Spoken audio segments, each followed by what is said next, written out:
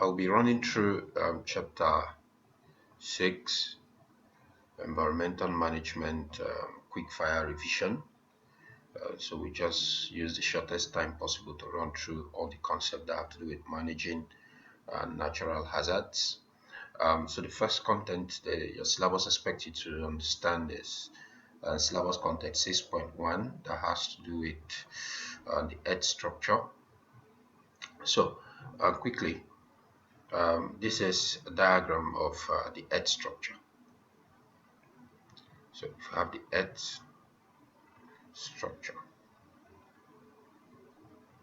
Now the earth is made up of these individual layers. From the top to the bottom, you have the surface of the crust. The outer part is referred to as the crust, and there are two. We have the continental and the oceanic crust. Now, one thing you need to know is the continental crust is made up of two major elements called Cl, that's silicon and aluminium, while the oceanic crust is made up of Cma, silicon and magnesium. Now, the continental crust have a density. It has a density of 2.7 gram, while the oceanic crust have a density of 3.0 gram. So basic thing you need to know is the oceanic crust is thinner, and it is heavier because it has a higher density. That means since it's heavier, it can sink, while the continental crust is thinner, is thicker, but it is lighter. That means it cannot sink. Now, those are the two major features of oceanic and continental crust. So, if you look at this part is the continental, while here represent the oceanic crust, and both of them forms the crust. Now, beneath the crust, you have the mantle, being the upper and the lower part of the mantle, and this is the part that contains the liquid rocks. Liquid rocks called magma are found there. Then you now have your inner and outer core. The inner core is solid, while the outer core is liquid. And both, I think it has a temperature of around, the core has a temperature of around 5,500 degrees Celsius to 6,000 degrees Celsius. So it's quite really hot. And because of this, the nature of this earth crust, then you now have different types of plate boundaries, which now take us to the next aspect. So you see, this is the earth structure, which we just looked at quite briefly. So it has these individual layers. So what you need to know is you need to know these layers, because most IGCSE question on this, once you're asked, they will expect you to identify each of the layers. So from bottom to the top in this format, you meet your inner core, outer core, mantle, upper mantle before the crust. And I told you the crust is two-part, continental and oceanic crust, and both of them have different characteristics which we've explained. Now the next thing is plate movement. We're going to be looking at plate movement. Plate, there are three major types of plate, or four major types of plate. We have the constructive, we have destructive, we have the conservative, and we have the collision plate boundary. So the four major types of plate. Now the constructive can also be called the divergent, while destructive can also be called convergent. Conservative can also be called the transformed plate, and collision is just still a collision plate boundary. Now, what is a plate boundary? And a plate boundary is the point where two plates meet. A plate boundary is the point where two plates meet. So let's look at that quickly. So here you have, we said there are four types of plate boundaries, or plates, say plate movement, um, and plate move in four different ways. Now, under this plate movement, you might be asked to define what's a plate boundary and what causes plates to move. Plate moves as a result of convection current, convection current from the earth mantle or crust, and from the mantle. So I've not seen any question in environmental management asking you about convection current or convective current by plate move, so I'm not going to dive into that. So quickly, let's look at plate movement. And plate boundary is the point where two plate meet, and there are four different types of plate. Like the one we have here is a constructive plate, and it's called a constructive, or remember I said a divergent plate. Now, why? Because you have two plates moving away from each other. So in a divergent or constructive plate, first is two plates move away from each other. Two plates move away from each other. Now, once they move away from each other, what will now happen? Space will now be created. Space will be created. So as they move away from each other in this individual direction, then you now have a space will now be created here, where magma that is within the upper mantle, or you can just write magma that is within the mantle, we now have a space to erupt onto the earth's surface. Now, if that occurs within an ocean, you find that you cannot have volcanic ridges. Now, that's it about a constructive or divergent. You see divergent moving apart. Then the next type of plate is the destructive or convergent plate. Now, in a destructive or convergent plate, what happens is that two plates move towards each other. Two plate moves towards each other, and what you should know is towards each other, this must be one of the plates is oceanic, while the second is continental. Now, as they move towards each other, remember I told you earlier that the oceanic plate is heavier, while the continental plate is lighter. So, as oceanic plate is moving in this direction together with the continental plate, both of them will now meet at a point here, which we call the subduction zone. It's called the subduction zone. So what will happen is that the heavier oceanic plate will now sink. We go beneath the continental plate. Now, as it goes beneath the continental plate, it will now enter into the mantle. And because of heat and friction, as a result of the collision, the heat from the mantle will now melt the oceanic plate. That is where the word destructive comes from. It will now melt the oceanic plate, and if there is crack on the Earth's surface, the magma here is lighter, so it will now erupt to form a destructive volcano, majorly a pyroclastic flow, and it's quite really dangerous. Now, that's what happened in a destructive plate. Oceanic and continental move towards each other.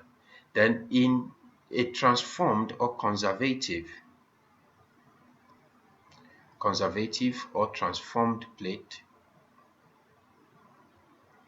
what happens is two plates move side by side each other. So the plates move side by side each other. So as plates move side by side each other, what will happen is the friction, there will be high rate of friction. So pressure will now build up. Pressure will build up, and once pressure is built up, and once the plate is able to shift, then the pressure will now be released, and once pressure is released, then you now have earthquake occurring within such regions. So that's it. Then the last type of plate I want to look at is is the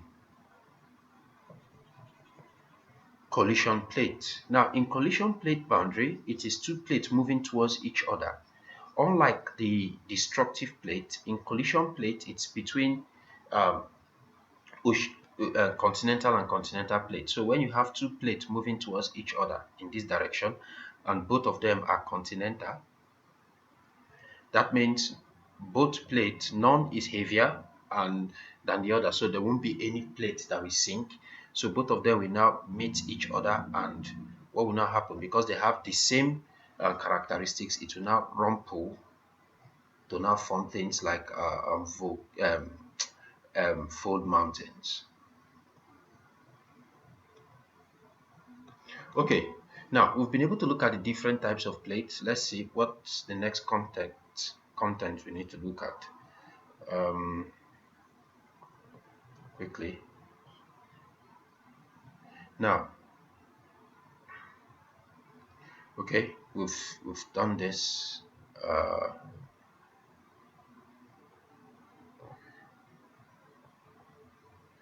See, conservative plate exists when two plates don't. Okay, at constructive margin. Okay, different types of volcanoes. So let's move into volcanoes. There is an active, dormant, and extinct volcanoes. And active volcanoes has erupted recently. It's a volcano that has erupted recently, while dormant volcano has not erupted recently but may erupt in the future, while extinct volcano do not have the tendency of erupting. Now, outside that, there are other types of volcanoes. This is based on a classification based on how frequent it erupts. Now, under that same classification, we can look at there are also other types of volcanoes based on the shape. Now, based on shape, we have a shield volcano, and usually it's called a composite cone volcano. Now, the difference between these two is, let me come back here, so and draw a particular diagram to explain it. Now, a shield volcano, it has a low height and a wider base. So when you look at a shield volcano, it's something like this: a low height and a wider base, while a composite cone volcano, high height and a shorter base. Now you see, if you look at these two in the diagram, these have a low height, then a wider base, and also it has a gentle slope, while these have a steep slope. It has a high height and a low small base, covers a low area. That's the difference based on height. And this is usually formed at constructive plate, while this is formed at destructive plate. These usually have a basaltic lava, while these have basaltic lava, while these have acidic lava. Okay, now we've been able to classify volcanoes, and let's look at major causes of volcanoes. If you're asking an exam, what are the causes of volcano? It is quite simple. Under that, if you're looking at causes of volcano, you should be able to explain it based on either constructive or destructive plate. Now, in constructive plates, two plates move apart from each other, and once they move apart from each other, what will now happen? Space will be created for magma within the mantle to erupt. Then the same thing at destructive plate, two plates move towards each other. The oceanic plate will now sink. Once it sinks, it gets melted because of heat from the mantle, and once it melts, the lava is the magma there is lighter. So once there's crack on the earth surface, it erupts to the earth surface as a volcanic eruption. So that's how it is formed. So it's either you explain how volcano is formed at a constructive or at destructive plate boundaries. Now, earthquake is the shaking and vibration of the earth crust due to movement of the earth plate, now which are known as plate tectonics. Now, earthquake can happen along any type of plate boundary. except constructive. So it can happen at it majorly devastating earthquake happens at transformed or conservative plate. Now earthquake occur at conservative plate boundary where two plates slide past each other. The friction between the plates lead to the buildup of pressure, which I've said earlier. Pressure being released as plates move suddenly.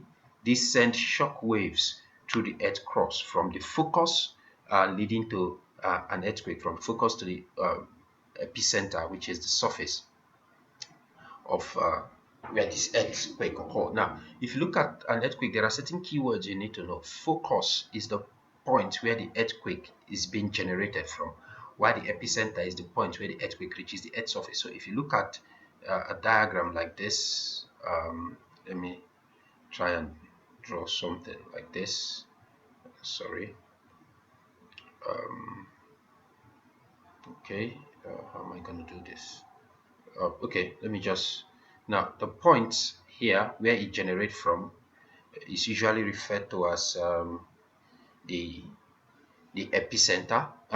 This is referred to as the focus, while once it reaches the earth surface here, that is referred to as the epicenter of an earthquake. So distribution of volcanoes and earthquake. Now in IGCSE you'll be given you can be given a graph, a map like this, and from the map there are different types of plate boundaries. We have the Eurasian plate, Pacific plate, American plate, whichever, African plate, South American plate. Now one major thing is either they ask you a question to draw where you be able to see a continental, a destructive plate or a conservative plate, or you'll be asked to identify from this map. Now from here I can easily tell that there are two arrows here moving towards each other. That means this is a continental while this is oceanic. That means here I have a destructive plate, while here two plates are moving away from each other, so that can be constructive plate. Here moving towards each other, but if you look at it, both Indian and Antarctica plate. So this in the Australian plate, this is continental, the Pacific plate is oceanic. So within this area here is where you have your Pacific ring of fire,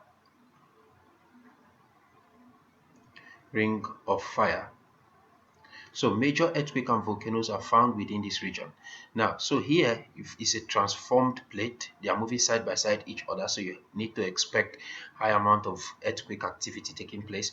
Here they are moving towards each other, towards each other, towards each other, towards each other, towards each other, towards each other, away from each other, constructive, towards each other, and is either destructive or collision plate boundary. So that's how you'll be able to identify. Now,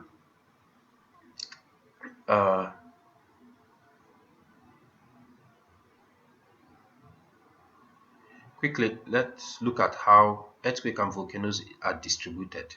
Now, usually earthquake is encircled in the whole of the Pacific Ocean around the Pacific Ring of Fire. It extends down the entire length of the Mid-Atlantic Ridge and is stretched across southern Europe and Asia, while volcano, the same thing, similar to this, and also some extend southern Europe and the Caribbean and East Africa. Now that's how you describe the distribution of volcanoes, and with that you're good. So next, understand the magnitude and the Richter scale. Now the power of an earthquake is measured using a seismograph. A seismometer detects the vibration caused by an earthquake. It plots this vibration in a seismograph. Now, the strength or the magnitude of an earthquake is measured using a Richter scale. Now, the higher the magnitude of an earthquake, the higher the impact of that earthquake on the environment. So, if you look at this scale of earthquake on the Richter scale is from 0 to 10. So based on that, you can tell which type of impact you expected. Now, nobody is going to ask you this type of question that but you should be able to know that the lower the magnitude, the lower the impact. Like 2 to 2.4 here, what you have is hanging objects may swing, but when you have earthquake within 7 to 7.9, building dispatch from foundation, cracks in the earth, underground pipes will be broken, and so the higher the magnitude, the higher the impact of an earthquake. Now let's look at tropical cyclones. We are done with earthquake and volcano. Now, you need to know the causes of tropical cyclones. Now, tropical cyclones just have different names in different regions. It is called storm, it is called hurricanes, it's called typhoons. They are all tropical cyclones. Now, what are the stages in the formation of tropical cyclones? Now, the two main components in the formation of tropical cyclone is warm sea and warm, moist air. So for tropical cyclone to be formed, there must be a temperature of approximately the ocean surface temperature of approximately 27 degrees Celsius. And what that does is, since the ocean temperature is at 27 degrees Celsius, you expect warm water will provide energy to evaporate more water. So since the water is warm, more water within the ocean will evaporate. And once the water evaporates, what will happen? It evaporates into the atmosphere, and the higher you go, the cooler it becomes. So it will now lose the same heat, condense, and lead to high amount of rainfall. So the rises, condenses, releasing huge amount of energy too. Now, the ocean depth should be at least 60 meters deep. First, you should know temperature of 27 degrees Celsius, ocean depth of 60 meters, and this condition happens within 5 and 20 degrees north and south of the equator in order to have a sufficient Coriolis effect, making the air to spin. Now, it has very little wind shear, that means change in wind speed or direction is quite very little. Now, it allows the vertical development of storm. So you see, if you look at this map, distribution of tropical cyclones, it is found within 5 to 20 degrees north and south of the equator. So here are tropical cyclones where you see air masses, warm air mass moving up. So as it moves up, it releases a lot of energy, and because the temperature around this area is 27 degrees Celsius and is 60 meters in depth, so as it rises, it releases more heat and more energy that will make more water rises. So that rise in water, it condenses, fall back as rain, and because of the Coriolis effect, it will now bring about the cyclone, the circular movement of this water and wind to cause what is it called, tropical storms or cyclones or typhoons and the rest. Now, you see, tropical cyclone occur within, that's the distribution, occur within 5 and 20 degrees north and south of the equator, where the surface temperature is at least 27 degrees Celsius and the ocean depth is at least 60 meters. So if you're asked causes of tropical cyclone and you're able to write this, nobody's going to fail you. You get your mark. Now, causes of flooding. Let's move to flooding as natural hazard. Now, flooding is caused by both natural and human factors. In the case of natural factors, things like heavy rainfall causes like heavy rainfall, snow melt, prolonged rain.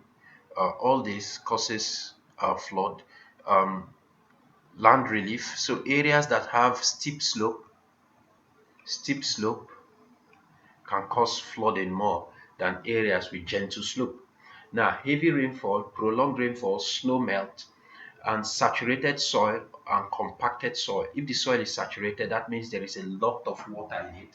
So it doesn't have space for more water to infiltrate into the soil, so it flows on the surface to cause flooding.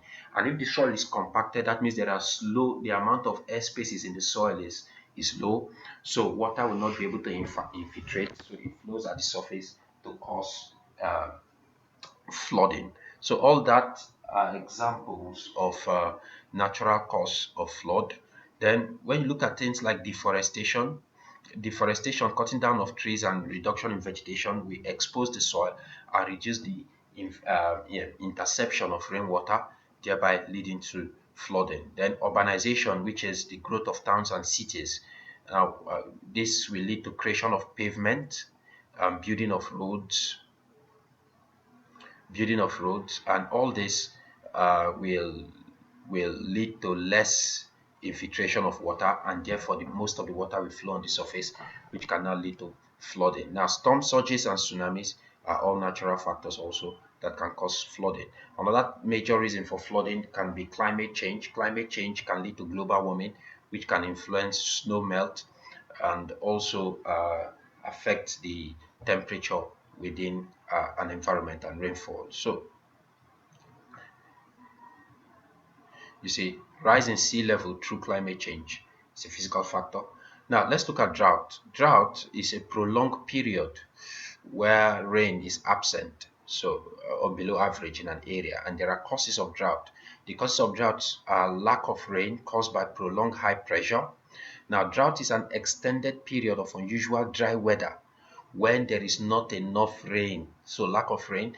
And the second major cause of drought is El Nino and La Nina, which occur within the ocean, which affects temperature and evaporation rate.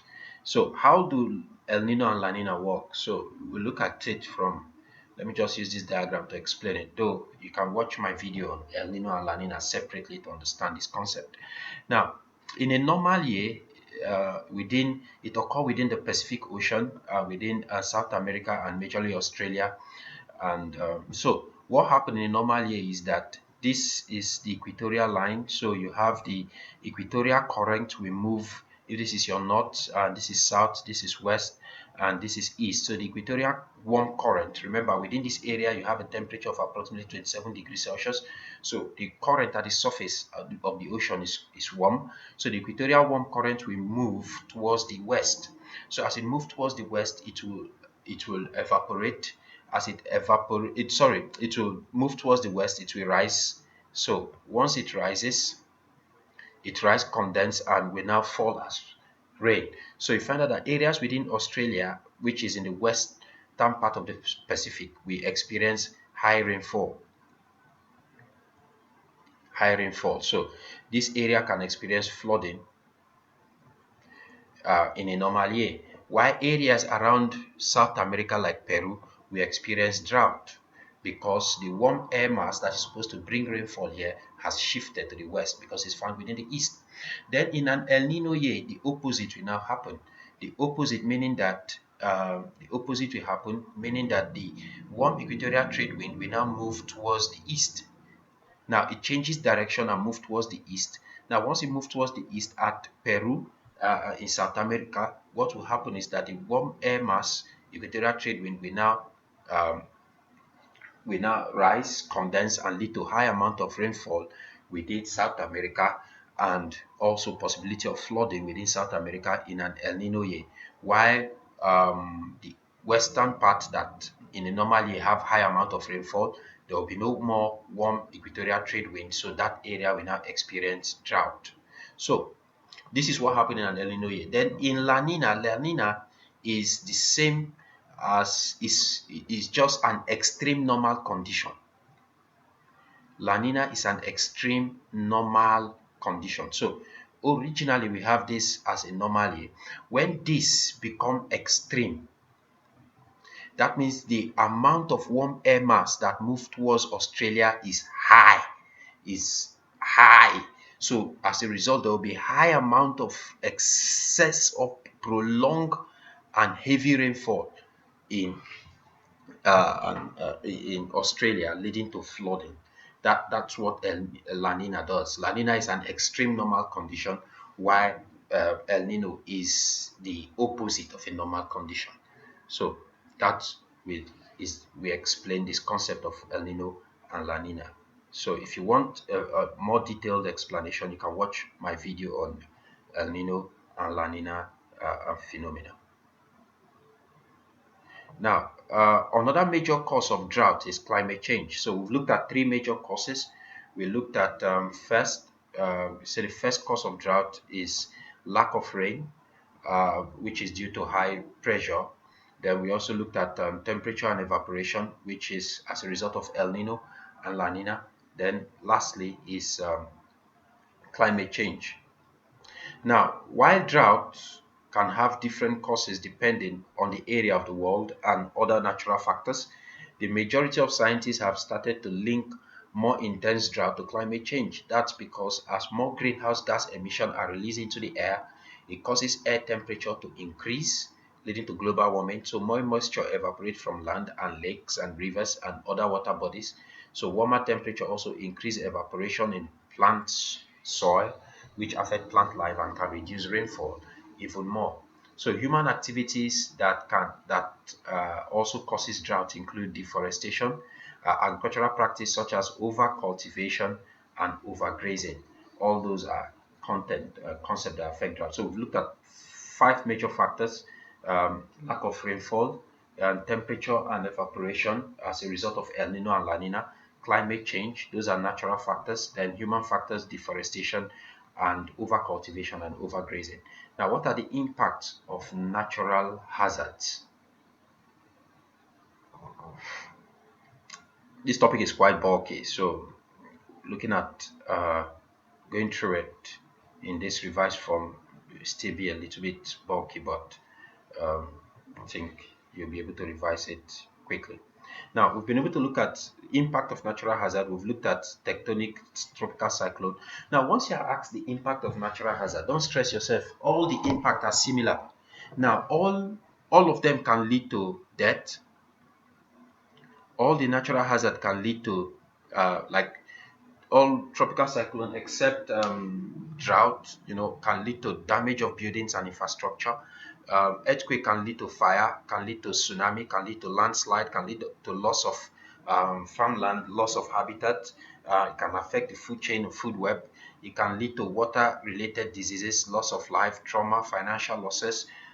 Tropical cyclone lead to flooding, obviously, loss of life, financial losses, damage to building, loss of habitat for crop, and it can also cause water-related diseases. Flooding, obviously, and that of tropical cyclone will be extremely similar. Loss of life, loss of livestock, which can also fall into natural hazard and this. Um, Loss of crops, damage to buildings and infrastructure, contamination of drinking waters, water-related disease, financial losses. You see how similar they are. Then drought can lead to death of organism, and all of them can affect the food chain and food web. All of them can lead to loss of biodiversity. All of them can lead to loss of habitat. So you see, those are how similar they are. Now, this increases soil erosion because the soil is now exposed. It can lead to starvation because you can't produce enough food. Water sources dry up, wildfires, a decrease in air quality. Now, how do you manage this natural hazard? Managing the impact of natural hazards. In the case of volcanoes and earthquake, you have monitoring and warning. You have land use zoning system. You practice earthquake drill, and the structure of your building should be earthquake and volcanic proof building.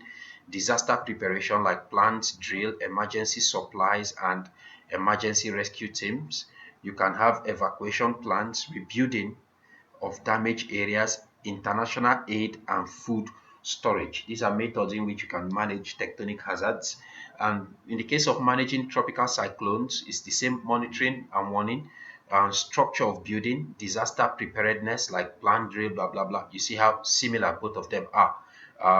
Evacuation, emergency shelter, rebuilding of damaged area, international aid, even food supply, we also fall into that, and storage also.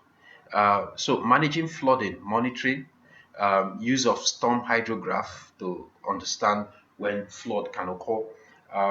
You can also look at building shelter, runoff through flow, groundwater flow. You look at a rescue operation and rescue team, rebuilding of damaged areas, flood management techniques.